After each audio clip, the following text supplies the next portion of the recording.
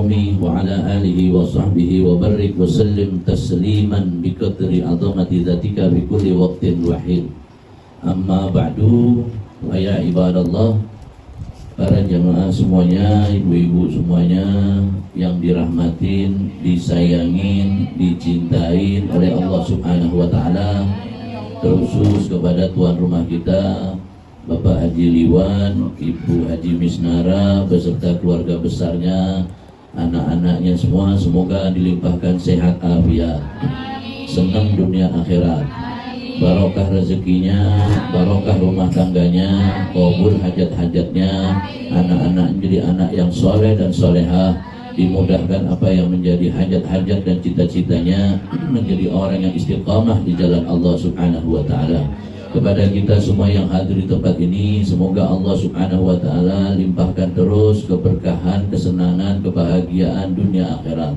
Dikabulkan hajat ibu-ibu semua, dipanjangkan umur ibu-ibu semua, diberikan sehat afiat, dilimpahkan rezeki yang barokah, rezeki yang jauh didekatkan, yang sedikit dibanyakkan. Semoga dijadikan menjadi orang yang senantiasa mampu bersyukur kepada Allah Subhanahu wa taala dalam suka maupun duka, dan dilimpahkan keluarganya menjadi keluarga yang sakinah, mawaddah, warahmah hingga akhir hayatnya husnul khotimah. Amin Allahumma. Amin Allahumma. Amin Allahumma. Alhamdulillah, alhamdulillah. Untuk Bu. Iya, balik gitu ya. Alhamdulillah. Alhamdulillah, syukur kita panjatkan kehadiran Allah Subhanahu wa taala. Di siang hari ini kita kembali jumpa lagi. Kita habis baca selawat burda, kita akan ngaji. Kita akan mencoba niatin insyaallah ngaji kita untuk masalah fikih, karena ibu-ibu kayaknya lebih penting itulah kayaknya tuh. Kita bicara tentang fikih, dan insyaallah mulai siang ini kita akan masuk di pertama, yaitu tentang ghusl atau mandi ya, tentang mandi. Kita akan mulai dulu tentang mandi.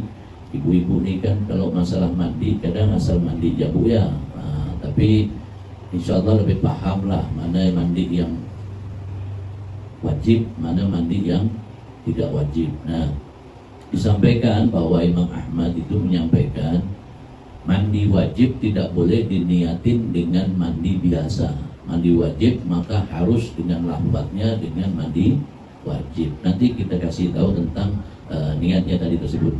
Nah, kita masuk di al-ghusl mandi. Wanita yang junub atau haid atau nifas maka wajib hukumnya untuk mandi janabah ketika darah yang keluar telah berhenti. Jadi wanita haid itu kalau dia darahnya sudah, haidnya sudah berhenti, baik itu haid maupun nifas, maka dia diwajibkan untuk mandi.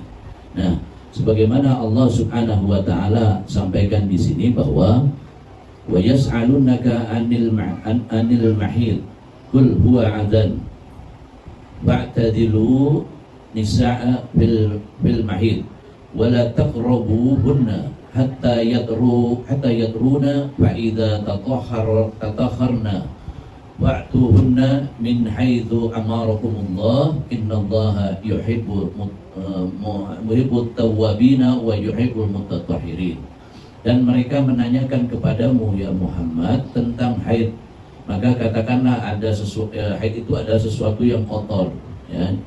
Karena itu jauhilah istri pada waktu haid dan jangan kamu dekati mereka sebelum mereka suci. Apabila mereka telah suci, campurilah mereka sesuai dengan ketentuan yang diperintahkan oleh Allah Subhanahu wa taala. Innallaha yuhibbu tawwabina wa yuhibbul mutatahhirin. Allah menyukai orang yang tobat dan menyukai orang yang mensucikan diri. Dulu orang haid di zaman jahiliyah itu Bu, dia dikucilkan. Orang haid itu dulu ditaruh di tempat yang kosong, ditinggalkan sama suaminya, sama keluarganya, sehingga dia menyendiri di situ. Itu sebelum jahili, sebelum Islam masuk Bu. Bayangkan kalau sekarang model kayak gitu Bu ya. Tinggal ibu dalam kamar, kuncikan kamar. Nah, lakinya pergi kerja, anak-anaknya pergi sekolah, ibu di rumah masuk di kamar dikuncikan. Nah, tapi Islam datang membawa perubahan Hanya mengatakan kemudian disampaikan di situ bahwa haid itu adalah sesuatu yang kotor.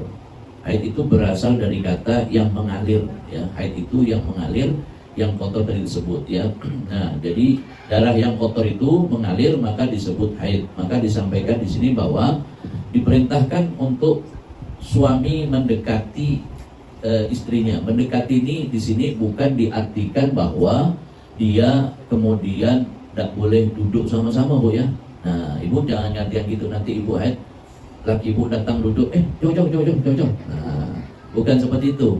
Tapi mendekati di sini adalah lebih pada tepatnya yaitu menggauli. Nah, ya. Nah, karena dalam sebuah riwayat yang lain disampaikan bahwa suami boleh, ini kita ilmu, Bu, ya, kita belajar ilmu, ya, supaya ibu paham juga. Ya, suami dibolehkan mencumbu istrinya asal tidak kebablasan. Nah, gitu, ya, tidak kebablasan. Nah, ya, tidak kemudian ke situlah gitu. Nah, Bu, ya, ibu paham, Bu, maksudnya kan? Nah, jadi tidak ke situ. Nah, dibolehkan untuk menggandeng tangannya, memeluknya, mencumbunya, itu dibolehkan selama itu tidak kemudian sampai kepada untuk berjima. Nah, bahasa kita kan jima, sebagai jima saja, ya, Bu, ya. Nah, jadi kemudian di sini laki-laki tersebut, suami itu tidak boleh mereka mendekati, dalam arti bukan mendekati secara berdekatan, itu bukan. Nah, kemudian apabila mereka telah suci maksudnya di sini yaitu mereka, perempuan itu udah haidnya selesai, nifasnya selesai, habis itu dia mandi, ini dikatakan suci. Nah, maka campurilah mereka tadi tersebut. Nah, bukan kemudian ibu dicampur dengan gula, dengan kopi, ya, bukan, Bu. Maksudnya ya dijima gitu, Bu, ya. Nah, ini mau diperjelas soalnya takut nanti salah, ini bahaya juga. Pak, aku mau dicampurin boleh, Pak? Kata lakinya, campur dengan apa? Terserah lah, mau campur dengan apa, ya. Mau campur cendol, ya, campur apa, ya. Nah, jadi campur di sini adalah gitu jima, Bu, ya. Nah, lalu kemudian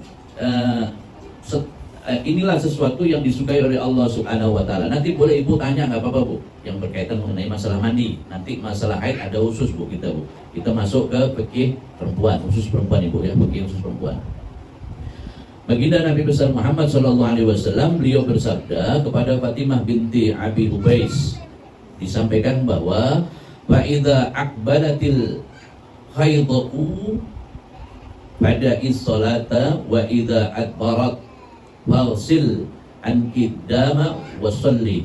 Jika masa haid telah tiba, maka tinggalkan sholat, ya. Haid telah tiba, maka tinggalkan sholat, dan jika telah berakhir, maka mandilah, tegakkanlah sholat. Nah, saya kasih penjelasan, Bu, ya. Haid, ibu tidak sholat, ibu tidak perlu menggontok. Setelah kemudian haid selesai dan ibu mandi, maka ibu wajib untuk melaksanakan kewajiban Allah. Muncul pertanyaan, bagaimana, Bib, kalau saya sudah selesai haid tapi belum mandi, belum sempat mandi, apakah kira-kira boleh sholat? Nah, jadi tidak dibolehkan. Saya tahu pasti bahas ibu mau ke sana, paham, maka saya belokkan ini, saya luruskan ini. Masuk dalam pikiran saya, Bu. Tenang ya, Bu. Jadi sudah bersih, kemudian ibu belum sempat mandi, maka tidak boleh sholat, Bu. Lalu bagaimana? Ya harus mensegerakan mandi supaya ibu tidak ketinggalan kewajiban ibu. Setelah itu silakan anak royongan apa silakan. Nah, ya. Nah, sama suami ibu ngasih kode gitu kan. Nah, boleh silakan. Nah, kemudian disampaikan di sini bahwa walakin da'i sholata qadral ayamil lati kunti tahidhinas fiha thumma tasili wa sholli. Tetapi tinggalkan sholat beberapa hari yang kamu telah haid padanya, kemudian mandi janabah dan sholatlah. Maksudnya kalau belum selesai, ibu jangan sholat. Kadang begini, Ibu, udah merasa selesai, kan itu sering terjadi dalam perempuan, betul lah, Bu? Nah, ini ilmu, Bu. Nah, Agama ngatur, Bu. Kadang udah merasa selesai. Gimana nih? Nah, ini saya kasih tahu. Haid berhenti, terus keluar lagi. Nah, apakah ini termasuk haid ataukah ini istihadah? Nah, saya katakan bahwa menurut beberapa rujukan kitab disampaikan bahwa kalau keluarnya itu tidak sampai 24 jam, berarti dia masih haid. Kalau itu keluar lagi nanti setelah 24 jam, ibu mandi, ibu sholat, keluar lagi, tinggal dilihat itu darahnya. Dilihat ya Bu darahnya. Karena klasifikasi haid itu beda dengan istihadah. Haid itu beda pokoknya darahnya sama darah yang keluar selain haid. Nanti kita jelaskan setelah itu, karena kita akan bicara mandi dulu Bu. Ibu biar bersih, biar rapi, biar wangi, ngadepin laki ibu nih kan bagus jadi gitu. Haid juga percuma gak nak mandi. Ini Bu ya, kadang kan perempuan seorang istri dia nyenangkan suaminya, ibu nyenangkan suami ibu aja, tampil cantik di hadapan suami ibu, itu ganjaran pahala ya. Jadi mandinya ibu niatin untuk cantik, mencari ridho suami karena Allah. Nah, insya Allah ibu bisa saja termasuk orang-orang yang mendapatkan kafaratul dzunub, diampuni dosa-dosa ibu. Alhamdulillah. Kemudian disampaikan bahwa seorang wanita yang nifas tadi tersebut, dia juga sama seperti orang yang haid. Ketika kemudian dia sudah selesai darahnya, maka diwajibkan dia untuk mandi. Maka mandinya tadi tersebut disebut mandinya mandi wajib, atau mandi janabah boleh juga. Janabah boleh. Nah, kemudian cara mandi janabah bagi wanita, ya. Cara mandi janabah bagi wanita itu memang agak sedikit berbeda dengan laki-laki. Ada bedanya sedikit saja. Bedanya sedikit. Disampaikan di sini bahwa mandi janabah untuk wanita, yaitu Rasulullah SAW, di sini diriwayatkan oleh Aisyah, menyampaikan bahwa mandi janabah Rasul itu beliau membasuh kedua tangannya, kemudian menuangkan air ke tangan kanan, menuangkan air ke tangan kanan, maksudnya bersih tangan kanan. Habis itu beliau pegang centong, menuangkan tangan kanan ke kiri tadi tersebut, air ke kiri, dan kemudian membersihkan kemaluannya dengan tangan kiri. Nah, ini sama Bu, laki sama perempuan Bu, ya.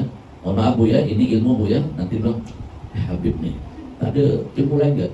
Inilah cikal bakal ibu untuk mau ibu sah hendaknya sholat ibu, sah hendaknya puasa ibu. Kalau ini dalam keadaan mandi saja ibu tidak memenuhi persyaratan dalam syariat, batal semua ibadah wajib itu Bu. Nah jadi di sini membersihkan, mohon maaf Bu ya, membersihkan kemaluan pakai tangan kiri. Nah, jadi membersihkan itu sama laki-laki dan perempuan. Kemudian setelah itu Rasulullah beliau berwudu sebagaimana wudunya seperti biasa ya. Ya, ibu-ibu bisa lakukan wudu sebagaimana wudu untuk sholat. Lalu habis itu Rasulullah memasukkan jari beliau ke dalam pangkal rambut. Ini pangkal rambut di dalam ini, masukkan. Kemudian beliau agak memijit-mijit sedikit supaya air masuk nanti sambil disiram. Nah pada saat nanti menyiram ke kanan, ke kiri tadi tersebut yang pernah saya ajarkan ke ibu, baca masuk niatnya. Nah, niatnya ibu boleh pakai bahasa Indonesia pun tidak apa-apa. Ibu mau pakai bahasa Arab boleh ya. Nawaitu ghusla, ya, nawaitu ghusla li rafil hadatil akbari minal janabati fardhon lillahi ta'ala. Atau boleh juga nawaitu ghusla li rafil hadatil akbari fardhon lillahi ta'ala, gitu aja juga boleh. Atau ya Allah, aku berniat mandi wajib, mandi junub wajib, membersihkan hadas besar wajib karena Engkau ya Allah. Sengaja aku mandi wajib ini untuk membersihkan hadas besar wajib karena Engkau ya Allah. Nah itu kalau udah cerita mandi besar wajib, berarti mandi wajib, termasuk nanti dapat haidnya, dapat nifasnya, dapat junubnya ya. Nah di situ. Nah masuk niat. Setelah niat, ibu tadi tersebut ibu siram, ya ibu siram, mulai membasuhkan seluruh kepala tadi tersebut ke seluruh badan. Nah, bedanya apa antara laki-laki dan perempuan? Yaitu bedanya adalah perempuan untuk bisa memastikan kalau apa yang dia lewati, mohon maaf ya, yang keluar itu pastikan itu tidak ada, yaitu dengan kain putih atau kapas untuk wangi-wangian. Di sini disebutkan bahwa yaitu dengan wangi-wangian. Apa juga nanti ibu semprot pewangi repot malahan jadinya kan. Nah, tapi itu ada sekarang itu kayaknya udah ada jual kayaknya tuh yang namanya untuk wangi-wangi itu khusus itu silakan. Tapi itu pakai kapas. Ibu pakai kapas, ibu mohon maaf ya, masukkan agak ke dalam sedikit, lihat apakah masih ada darahnya atau tidak. Kalau masih ada, basuh lagi. Bedanya di situ antara laki sama perempuan. Yang laki tidak bisa dikapas. Kalau tidak percaya tanya Pak Jiriwan. Seperti itu Bu. Ya, nah jadi kalau perempuan dia memakai kapas, bersihkan, pastikan darah tidak mengalir. Nah, dan bagi orang yang mereka mandi wajibnya dikarenakan karena dia jima, ya Bu ya, ibu bersama lagi ibu sedang kumpul, habis itu kemudian ibu mau mandi, dianjurkan untuk sebelum memulai mandi, baik laki maupun perempuan, untuk kencing, buang air kecil. Kenapa? Supaya memastikan barang ini tidak ada sisa. Ketika ibu sudah selesai mandi, selesai wudhu, barang ini tidak ada sisa. Karena kalau tidak dengan buang air kecil, dikhawatirkan barang ini akan keluar di saat kita sudah bersih. Nah, keluar akhirnya ulama menyampaikan kalau ini keluar di saat kita sedang sudah bersih, sudah mandi, maka jumhur ulama menyampaikan kita diwajibkan mandi lagi. Nah, karena masih ada barang yang belum tuntas. Nah, tadi tersebut. Nah, kemudian mandi tadi tersebut dengan niat, habis itu niatnya ibu bahwa untuk mandi wajib, silakan. Nah, disampaikan secara fikih bahwa wanita wajib memperhatikan beberapa hal berkaitan mengenai mandi janabah. Salah satunya yang pertama niat. Niat pertama membasuh seluruh badan ya. Niatnya itu pokoknya mandi wajib ya, tadi tersebut ya. Tadi sudah saya sampaikan. Kemudian meratakan air ke seluruh bagian anggota badan, mencakup bagian rambut kepala. Nanti saya akan jelaskan mengenai rambut kepala, tapi saya jelaskan aja dulu takut nanti lupa. Jadi orang yang dia punya rambutnya panjang, pastikan rambut itu basah sampai ke bawah. Dan pastikan rambut itu basah dari kulit rambut di ujung rambut sampai ke bawah rambutnya. Ya, pastikan itu harus basah. Nah, di sini diceritakan tentang bahwa Ummu Salamah meriwayatkan seorang wanita yang dulu bertanya kepada Kanjeng Nabi, bagaimana dengan orang yang mereka rambutnya terkepang. Ada orang yang kadang sudah terkepang atau lengket-lengket itu apa sih namanya itu? Nah, gimbal. Nah, ya, rambut gimbal atau kepang. Apakah perlu dibuka ataukah tidak? Nah, di sini disampaikan bahwa tidak dibuka tidak apa-apa. Tapi pastikan bahwa rambut itu basah. Setiap helai rambut basah dan ujung rambut atau di akar kulit tersebut, di kulit kepala basah sampai ke ujung rambut. Nah, pastikan itu dulu basah. Karena sebagian ulama, bukan sebagian, mayoritas ahli fikih menyampaikan bahwa ini adalah sesuatu yang terbaik, pendapat yang terbaik, yaitu basah, rambut itu basah. Misalkan mau buka kepangan rambut nanti susah lagi, mau masang lagi, boleh, tidak apa-apa, kepangannya tetap, tapi pastikan di dalam kepangan basah. Sampai ke tempat di kulit rambut itu basah. Kulit rambut basah, kemudian sampai ke ujungnya juga basah. Nah, terus untuk yang gimbal itu bagaimana? Nah, kalau untuk yang gimbal, yang penting pokoknya rambut itu basah di ujung, karena mau sampai ke dalamnya tidak mungkin, tapi tetap basah. Kan ada rambut gimbal itu, mohon maaf ya, gimana ya, dia jadi satu, gumpal. jadi satu. Gimbal ini bisa karena bawaan genetik, Bu. Lahir gimbal. Ada kok di Jawa tuh ada tuh, lahir gimbal tuh ada. Maka biasa kok anak di Jawa tuh kalau mereka rambutnya gimbal, dia biasanya disenengin sama orang-orang yang punya ilmu-ilmu gitulah, ya perdukunan gitu lah gitu. Karena termasuk menjadi sesuatu daya tarik gitulah ya orang gimbal. Nah, anak gimbal itu ya. Nah misalkan atau ibu jarang mandi misalkan Bu ya. Nah, kan kok jarang mandi itu kan rambut kadang-kadang bisa gak dia menjadi satu, ya kan? Itu kan orang tua besok gitu juga, kok jarang mandi dia menggabung rambut itu, Bu. Nah maka dia harus memastikan rambut itu basah dalam satu rambut itu. Kalau dia sudah bergabung minimal dalam satu gabungan itu basah ya, pastikan seperti itu. Nah kemudian yaitu membasuh kedua tangan serta kemaluan yang terkena najis.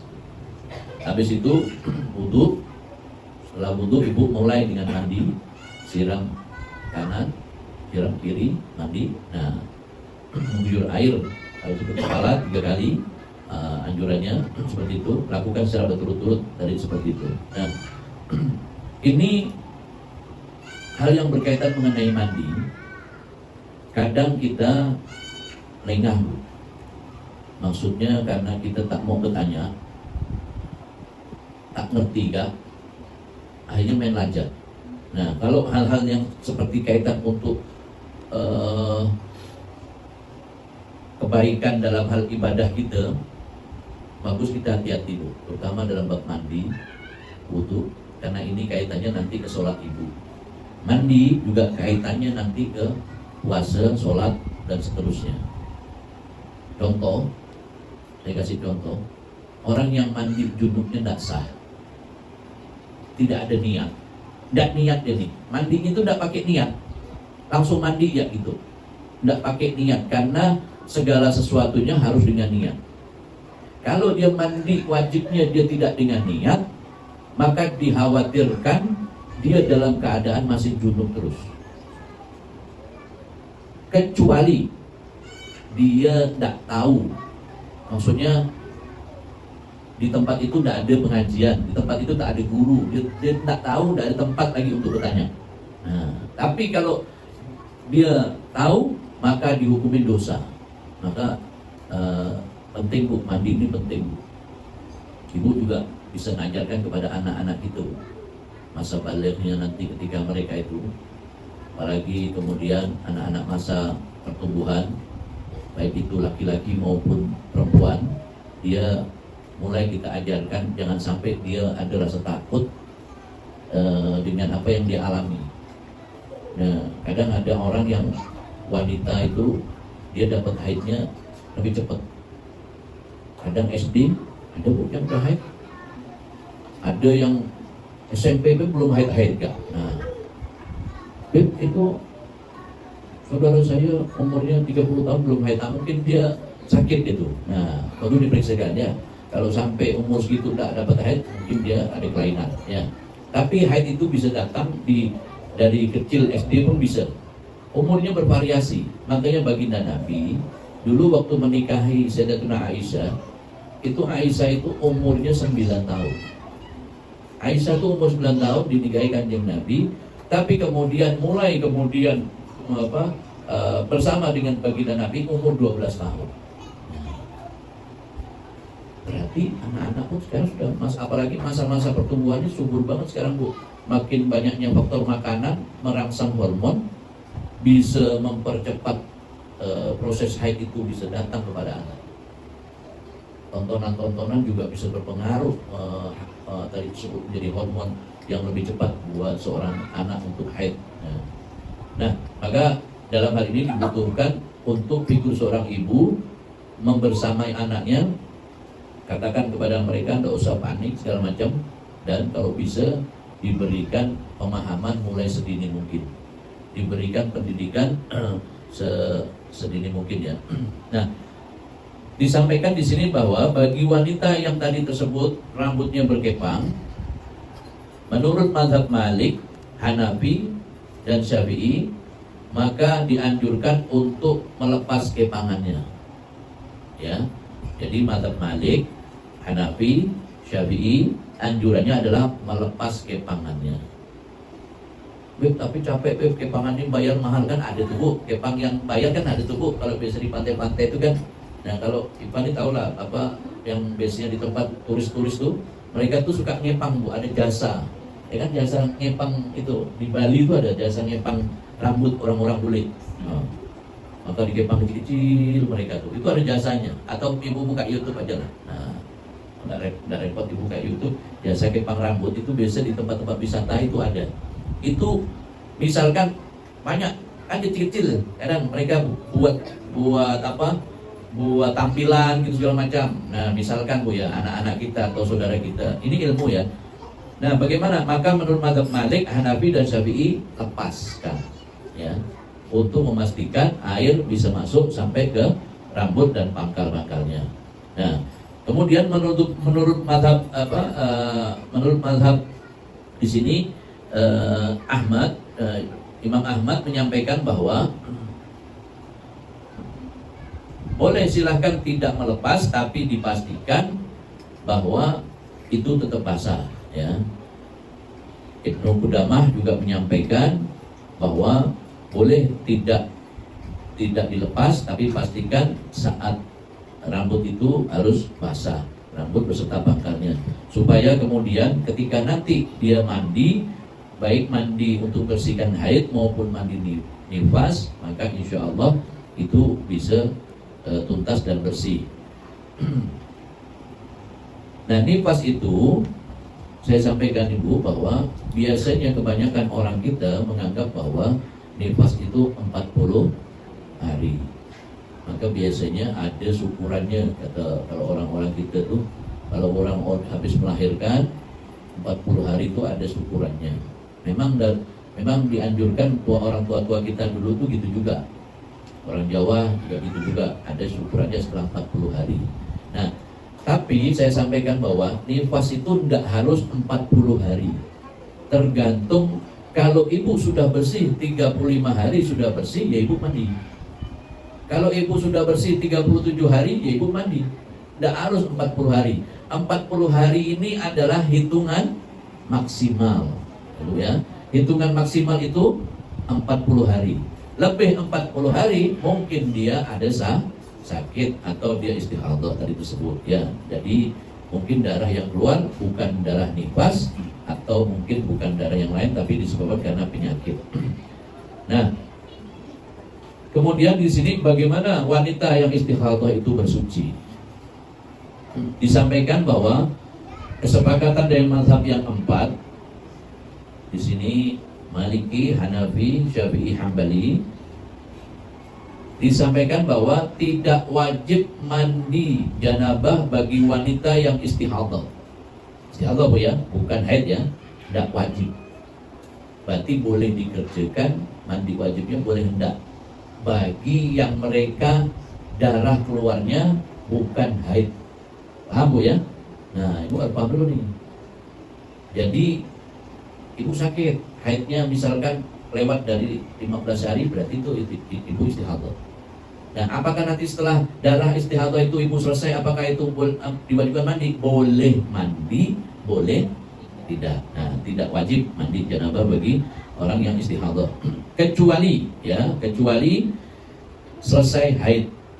Ya, selesai haid maksudnya ibu meyakini antara ini istihadah apa haid ya gitu.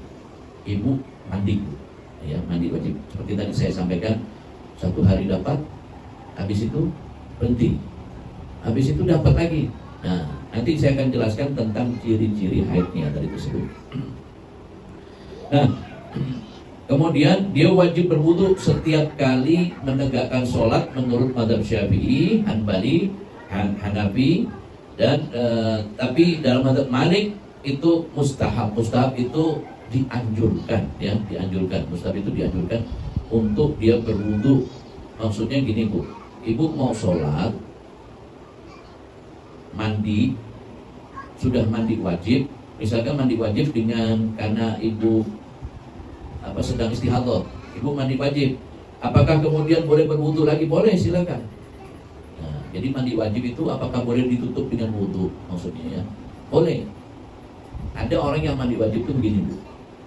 Kalau cara praktis Rasulullah Sallallahu Alaihi Wasallam, niat bersihkan tangan kanan dengan air, habis itu bersihkan tangan kiri, bersihkan tangan kiri dengan air, habis itu bersihkan kemaluan dengan tangan kiri, gosok siku-siku, dan pastikan setiap lekukan tubuh kita kena air. Nih khusus ibu-ibu, ya Bu ya. Kadang kita dilakukan tubuh kita tubuh ada lipatan-lipatan, termasuk mohon maaf Bu ya, anus, apa ya bahasanya, kubur ya. Tidak apa pakai bahasa itu Bu ya. Saya bingung mau pakai, ibu pakai bahasa apa, saya bingung Bu ya. Ya, anus ya. Anus ya, di baju-bajuannya apa ya? Ya anus misalnya Bu ya. Pastikan itu juga basah Bu. Mohon maaf Bu, kadang-kala kita mandi wajib bagi orang yang tidak paham Bu. Anus itu tidak disiram Bu. Itu tidak basah Bu. Kalau tidak basah tidak boleh Bu. Tidak, maksudnya begini Bu ya. Orang mandi wajib, dia lipatan tuh harus semuanya Bu. Lipatan sini, lipatan termasuk tempat kita buang hajat. Ibu mandi tidak buang hajat misalkan. Orang kalau dia buang hajat insya Allah pernah Bu ya dicebokin, dia cebok. Tapi ketika dia tidak buang hajat, dia tidak kencing, dia langsung mandi, maka lipatannya, maka anusnya itu dia masih kering Bu.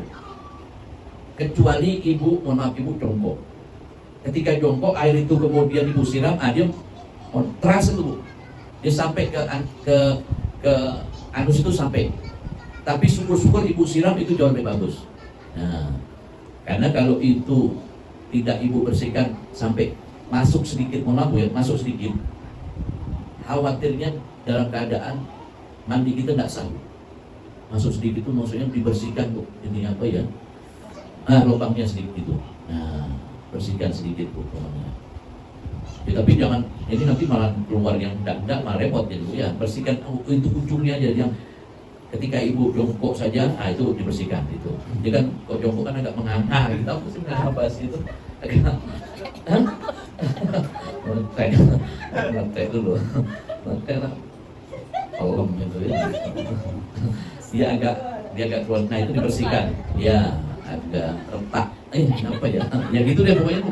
Astagfirullah. Ya gitu dibersihin deh pokoknya gitu ya. Nah dibersihkan seperti itu. Nanti ibu kalau bingung tanya ya Bu ya, ini penting Bu ya. Jangan sampai nanti ibu bingung dalam keadaan di rumah, ibu was-was, akhirnya ibu sholat aku sah tidak. Itu bahaya Bu. Sholat yang seperti itu nanti kembalinya was-was itu tidak sah Bu. Nah bagusnya ibu pastikan ibu sholatnya bagus dikarenakan mandi ibu bagus. Nah sampai mana tadi Bu ya? Lakukan. Nah lakukan itu pastikan ibu basah. Telinga yang bagian sini itu juga dibersihkan. Nah itu masuk air. Nah itu dianjurkan seperti itu. Terutama orang yang kayak saya contohkan saya ya Bu, saya tidak mencontohkan ibu-ibu ya, nanti kayak juga saya misalkan lipatan di sini Bu. Nah ini harus saya bersihkan Bu. Apalagi mereka yang besar misalkan kan, sangat besar sekali kan, ada orang yang besar banget, orang tua kita siapa aja lah. Mereka itu kadang yang di sininya juga ada berlipat-lipat gitu kan. Nah, itu juga harus dibersihkan Bu. Kalau itu kering tidak sah mandi. Ya Bu ya. Jadi harus pastikan basah, dipastikan basah. Nah, kemudian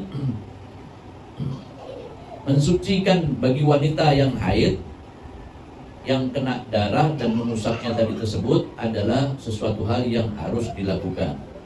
Ya, pensucian bagi wanita setelah haid yaitu mensucikan bagian yang terkena darah, mengusapnya. Mensucikan yang terkena darah itu maksudnya tempat ngalirnya darah ibu, darah haid.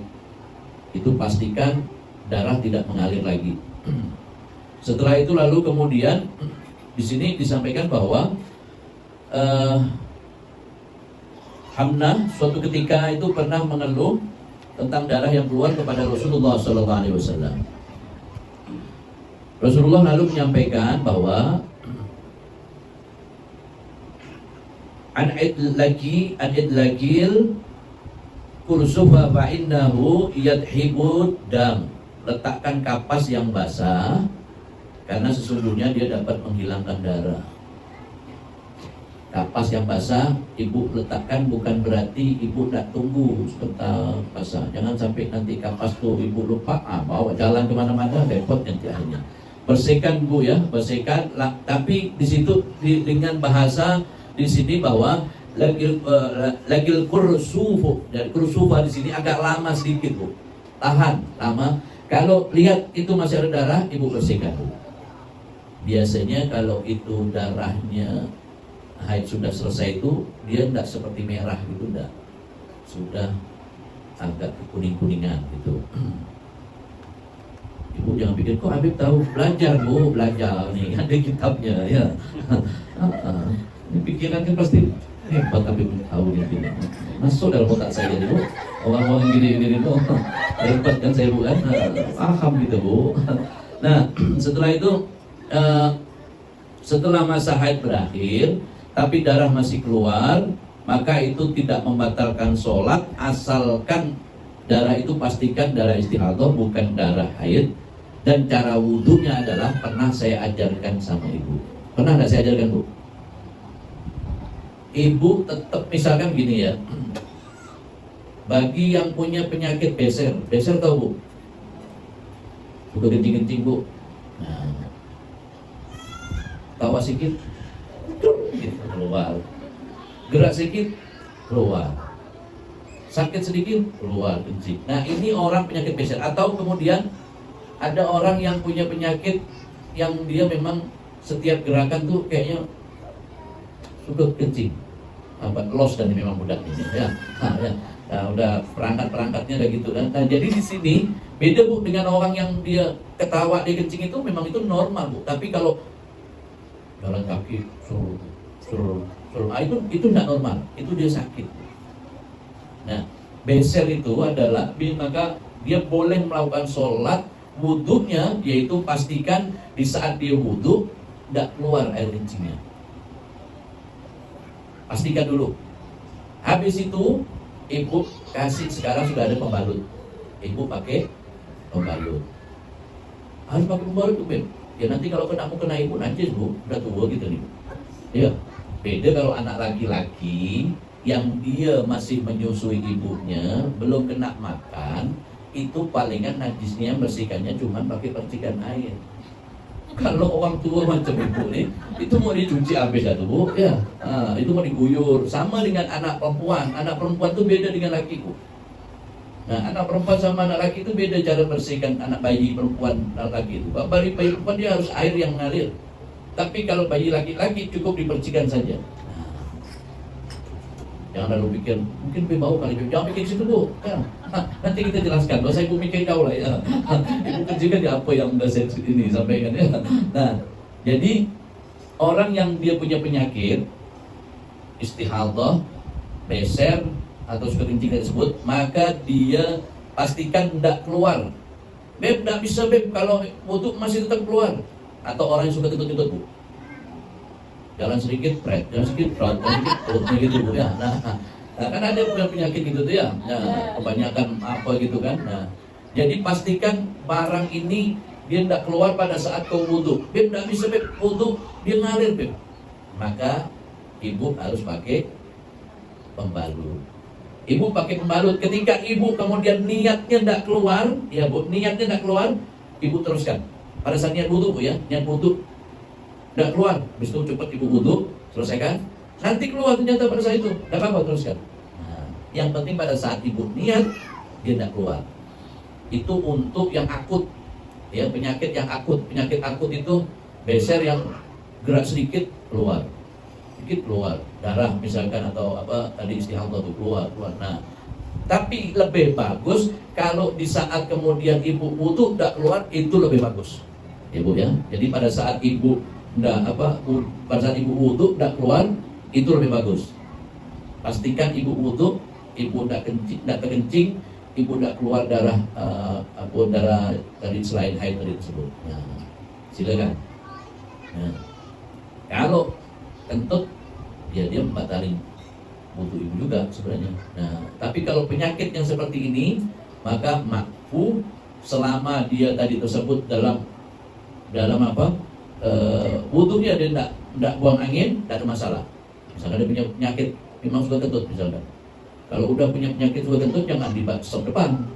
Sian ya, ambil belakang ya. Nah, udah suka kentut di depan lagi kan. Nah, jadi ketika kemudian dia sholat, ternyata darahnya keluar, istihadah tadi disebut, atau besernya keluar, kentut juga, asal Allahu Akbar, kami Allahul Mantrut gitu ya, nanti sujud gitu lagi. Nah, ibu yang penting pada saat wudu ibu pastikan ibu sudah bersih dan masalah itu mampu ya bu ya. Ini penyakit bu, karena sesuatu yang darurat dia dibolehkan, tidak ada cara lain. Yang penting wudu ibu bagus dulu, wudu bagus, sholatnya nanti insya Allah ngikut, karena ini orang yang dalam keadaan keterpaksaan.